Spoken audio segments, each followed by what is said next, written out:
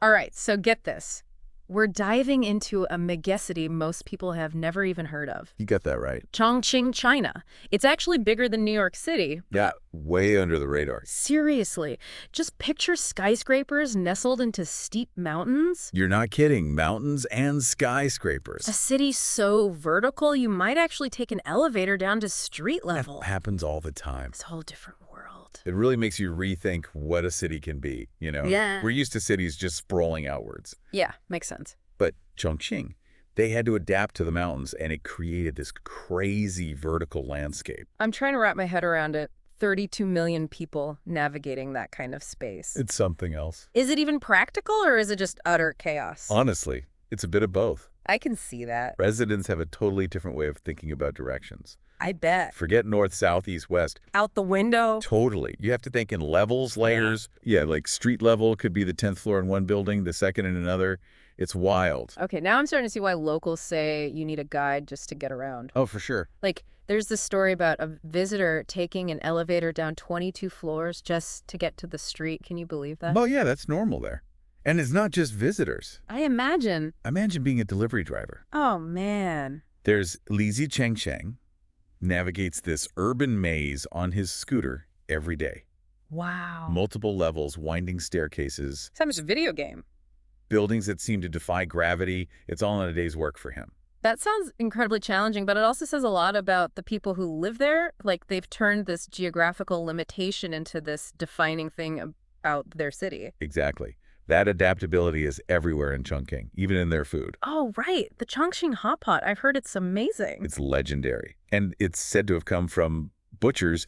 They were selling leftover organ meats in a spicy broth. Really? So resourceful. Totally. Yeah. Affordable, and over time, it became this culinary icon. That's incredible. So we have towering skyscrapers, a 3D city, and a food culture born out of, like, pure resourcefulness. And then the sun goes down. And Things get even more interesting. peaking nightlife. Vibrant as the city itself, bars, clubs, and eateries going strong until the early morning. Sounds intense. There's this area called Hongyadong. It captures that energy perfectly. Hongyadong, I read about that. It's like a blend of old and new, right? Exactly. What I call a new old city. I was curious about that new old city. What does that even mean? So it's actually a recently rebuilt area, Okay. designed to look historic, but with all the modern stuff underneath. Oh, interesting. So it's not fake old. It's like, Reimagined old. yeah. Yeah, they recreated traditional architecture and blended it seamlessly with the actual older parts of the city, That's pretty cool. So it's not just preserving the past. It's like, bringing it into the present. Yeah. It's Yeah. a popular spot for locals and tourists. You get that real Chongqing vibe. seems like a theme in Chongqing, finding creative solutions to these unusual challenges. Totally. That blend of old and new. It's in the people, too. I bet. There's Martin, a German expat, runs a successful German sausage restaurant. Wait, German sausages in the heart of Chongqing? That's unexpected. Right. What's his story? Oh, it's a good one. It really shows that entrepreneurial spirit you find in Chongqing. I hear this. It wasn't a great success, though. He had some failed ventures before hitting on the idea of Sausage Brothers. Sausage Brothers love it. So even in this fast-paced megacity, sometimes you need to, try and fail a bit? Exactly. Find your niche. He adapted, he persevered, and he found a way to bridge these two seemingly totally different cultures. That's Chongqing for you. Makes me wonder how someone born and raised in Chongqing experiences this constant change. That's where Xiao Xian comes in. Who's that? She's a young musician, part of a band called Escape the Sunset. Escape the Sunset. I like it. She represents this new generation. They're looking for a different pace of life, you know? So even within this booming megacity, there are these subcultures looking for their own space, their own voice. Sounds like Chongqing is a city of many layers, literally and figuratively. You got it. And we haven't even scratched the surface. From the city's love of spice, which goes way beyond hot pot, to the way they've embraced technology, there's so much more to uncover. All right, you've got me hooked. Let's keep digging into the heart of Chongqing after a quick word from our sponsors. Okay, we're back, and I'm ready for more of Chongqing's unique flavors. Buckle up, Gun. You mentioned their love of spice. It's not just about the hot pot, though, right? Oh, no. It goes way beyond that. Like what? Think street food, sizzling skewers, noodle dishes that'll set your mouth on fire. Seriously. Wow, sounds intense. It is. Every corner you turn, there's this explosion of flavor. and heat. It's like the whole city is spicy. It kind of is. Is there a reason for that? Like, historically, why is the whole city so into spice? It's tough to say for sure, but some think it's tied to the climate. Yeah, the humidity. Spicy food makes you sweat. Right, so it cools you down naturally. Ah, like a built-in AC. Exactly. Yeah, But it can't be just about the physical sensation. there's got to be more to it. Definitely. Chongqing people, they're known for their boldness, their love of intensity, And spice delivers that. big time. Their motto is, no spice, no happiness. That says it all. It really does. For them, spice isn't just taste, it's a way of life. I love how a single ingredient can tell you so much about a place, It's true. And speaking of embracing the new, let's go back to Martin and his German sausages. Oh, yeah. Good old Martin. You said technology plays a role in his success, right? Huge role. Even in a place with so much tradition like Chongqing, tech is changing everything. Live streaming, I'm guessing? Bingo. It's exploded there. I know it's big globally, but is it different in Chongqing? It's the scale and how it's just part of daily life that's mind-blowing. Like, what are they selling? Everything. Clothes, cosmetics, handmade stuff, even those local delicacies we were talking about. So how does a German sausage place fit into that? Martin's smart. He uses live streams to promote his restaurant, show off his German products. Smart move. He even works with local influencers, reaches a wider audience that way. Bridging the gap between old school food and the tech world. Exactly. It's like he took these two separate things and found a way to make them work together. And it's working. Just like that mix of old and new that defines Chongqing. We talked about how hard it is to navigate this vertical city, but I'd love to know more about how people just live their daily lives there. Well, for one, they develop a whole different kind of street smarts. Chongqing street smarts. They know all the shortcuts, the hidden ways to get around those levels. So they turned a potential nightmare into like an art form. Exactly. Still, I can't imagine it's easy. Living in a city that's constantly changing and growing so fast, there's got to be downsides too. Oh, for sure. Life in Chongqing's intense. The pressure to keep up is huge. I bet. There are concerns about the environment, with all the Well, development. yeah, that makes sense. Strain on infrastructure, and the potential for, inequality to grow. It's a good reminder that even the most exciting cities have these complex issues to deal with. It's true. So how do people find balance amidst all of this? For a lot of them, it's about finding those little moments of peace in the chaos. Like what? A cup of tea in a traditional tea house, maybe a walk in a park, just spending time with family. That sounds nice. It is. It's about honoring traditions, finding that tranquility, even with everything else going on. Is that resilience part of what defines Chongqing people? Absolutely. They're not just surviving, they're thriving. Makes sense. Think about Xiaoshen, the musician.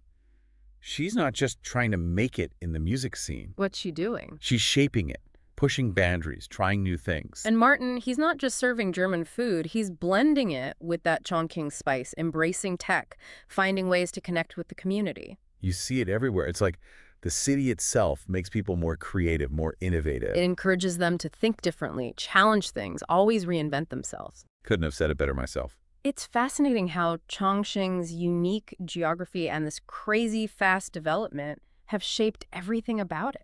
It really has. Like necessity has truly become the mother of invention there. Could agree more. Chongqing shows you what the human spirit can do. And it doesn't let limitations hold it back. It turns them into opportunities. That's the Chongqing way. We've covered so much, but I feel like there's a whole other side to explore here. There is. We haven't even touched on Chongqing's impact on China and the world. We've been focused on the small stuff, the food, the people, the culture. But Chongqing's a big player on the global stage too, with a fascinating history and a rapidly growing economy. Okay, you've got me hooked again. Let's zoom out after the break and look at Chongqing's place in the bigger picture. All right, we're back. Ready to see where Chongqing fits in on the world stage? It's time for the big picture. We talked about its unique character, how resilient its people are, but how does it all play into the bigger picture? Well, when you think of China's megacities, You think it'd be Beijing, Shanghai, right? exactly, the big names. But it sounds like Chongqing is becoming a powerhouse too, just kind of quietly. That's the thing. It's a major economic hub now for Southwest China. Really? What's its focus? Manufacturing, tech, finance, you name it. Wow. And its location on the Yangtze River, that's strategic, makes it a crucial transportation hub. So it connects to the rest of China and the world. Exactly. It's not just about the skyline and the unique layout. It's actually driving China's economic growth. It's playing a key role. That's amazing. And all that rapid growth we talked about. Yeah. It's fueled by innovation, investment, attracting talent from everywhere. Chongqing is a city on the move, Huh. literally and figuratively. It makes me think of Martin the sausage guy and Xiao Jian, the musician. Oh, yeah. They were both drawn to Chongqing for different reasons, but there's the same energy, the sense of possibility that connects them. You nailed it. It's like a magnet for people who want to make things happen, dreamers and doers. And that creates this amazing mix of cultures, perspectives. It's not just a Chinese city. It's a global city, but with a Chinese soul. We focus so much on modern Chongqing, but what about its history? Has it always been this dynamic, this important? Oh, Chongqing's got a long history, going back centuries. Really? Major trading center during the Ming and Qing dynasties. Crucial role in World War II. No way. I had no idea. Even served as China's wartime capital for a while. That's incredible. So we have this city with ancient roots, a history of resilience, and now it's booming economically. It's like Chongqing represents modern China itself. It's that mix of tradition and this drive to move forward. That's China in a nutshell. But all this change can't be easy, right? There must be downsides. Of course, we got to be real about that.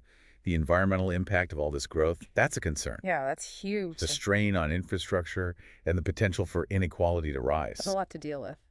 It is, but Chongqing is trying, What are they doing? investing in sustainable development, trying to find that balance between growth and protecting the environment. It's a tough balance. And they're working to make sure everyone benefits from this growth, not just a few.